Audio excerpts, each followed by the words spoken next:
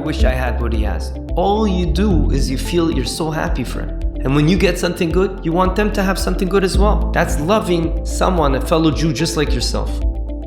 Welcome to Prism of Torah with Rebbe Saf Aaron Prisman, engaging Divrei Torah, packed with stories and practical insights. Find us wherever you get your podcasts or at prismoftorah.org.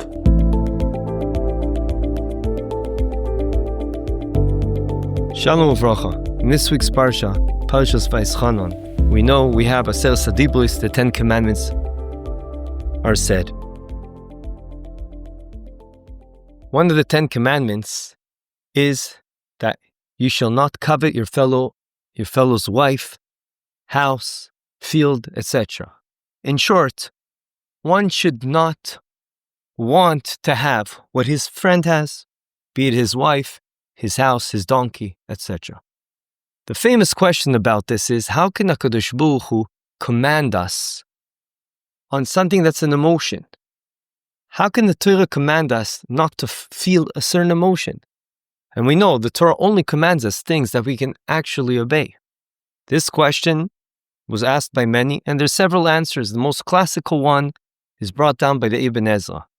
And he says that when you see a princess, you're not going to think to yourself, oh, I wish I could marry her, because you know it's so far from you. It's not shaykh to you. So too, you should look at everything in life. HaKadosh Baruch Hu gave you your tools to do the mission you can complete in your life.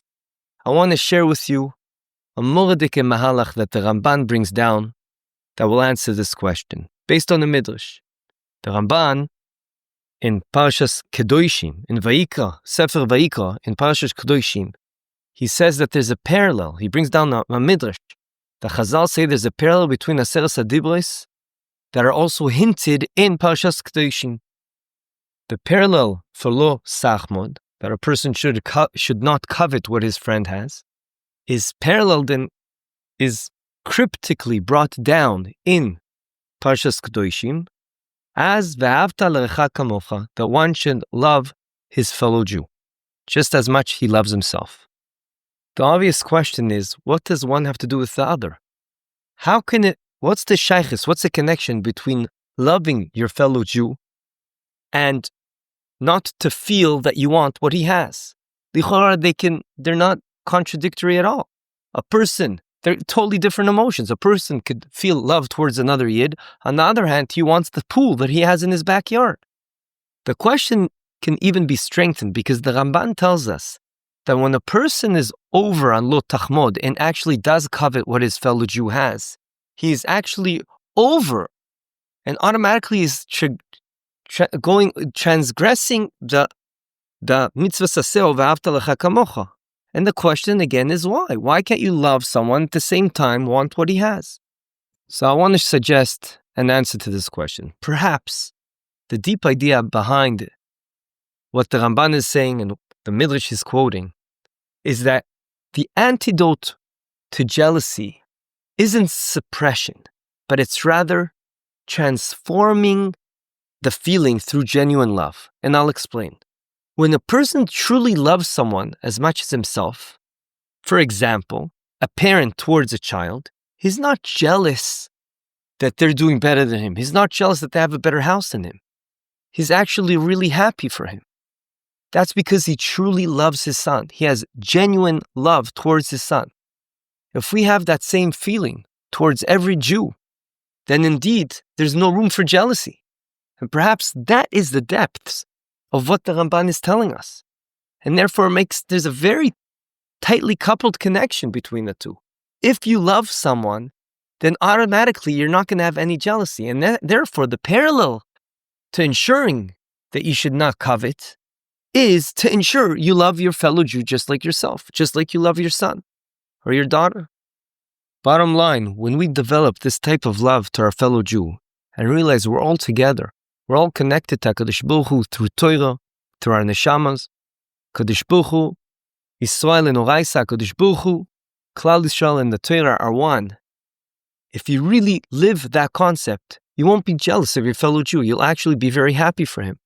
When you develop such a kind of love, jealousy becomes impossible. It is a steer. It's a contradiction to have both. You can't really love someone like your son and then say, oh, I wish I had what he has. All you do is you feel you're so happy for him. And when you get something good, you want them to have something good as well. That's loving someone, a fellow Jew, just like yourself. I would like to end with a story I said a while ago, but it really hits the point, as they say, so I would like to share with you again. I got this from Zilberstein Shlita. A person by the name of Sarah, she looked at her bank statement one more time before heading to a certain interview in a certain company that's very well known. And she prepared herself perfectly for the position that she was being interviewed for. But as she walked to the elegant, fancy office, her heart sank. There across the waiting room, she saw Rivka from her neighborhood, the widow with 3 young children who'd been out for work for 8 months. Sarah, Rivka's face lit up with warmth, and she said to her, "Whoa, what a small world. Are you also here for the marketing position?" Sarah said, "Yes, I am." As Sarah went into the interview, everything was perfect. In fact, she said it was too perfect. At the end of the interview, they already offered her the position. And they said to her, "We'd like to offer you the position." But Sarah smiled. And as she was walking out of the interview, they said, "So can you start Monday morning?" Sarah glanced at Rivka in the waiting room, the one that's 8 months is unemployed already with 3 kids. Could I actually think about her over the weekend?" she said. And they answered her back, "Of course, but you should know we're very, very impressed. The job is yours if you want it. You fit everything perfectly."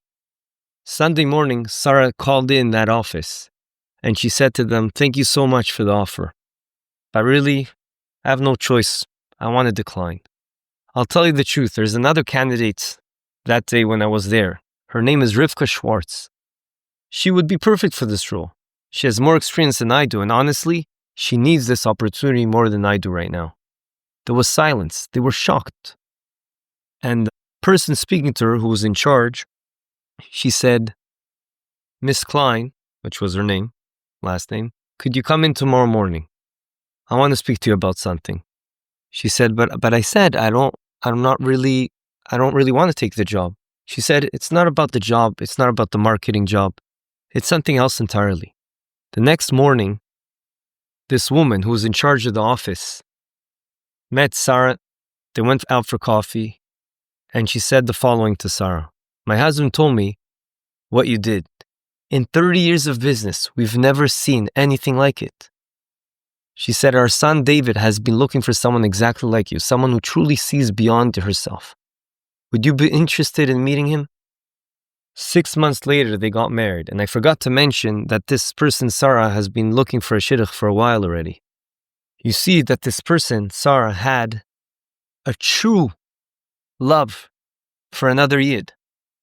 Ad kedei kach, she wanted this other person to have what she could have had, because she cared for another Yid. She loved them just like herself.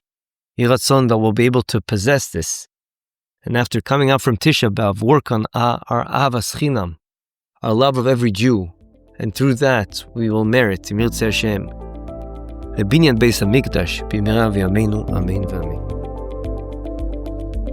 This concludes another episode of the Prism of Torah. Thank you for tuning in today.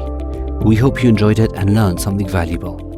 If you did, please subscribe to the podcast and give a 5-star rating.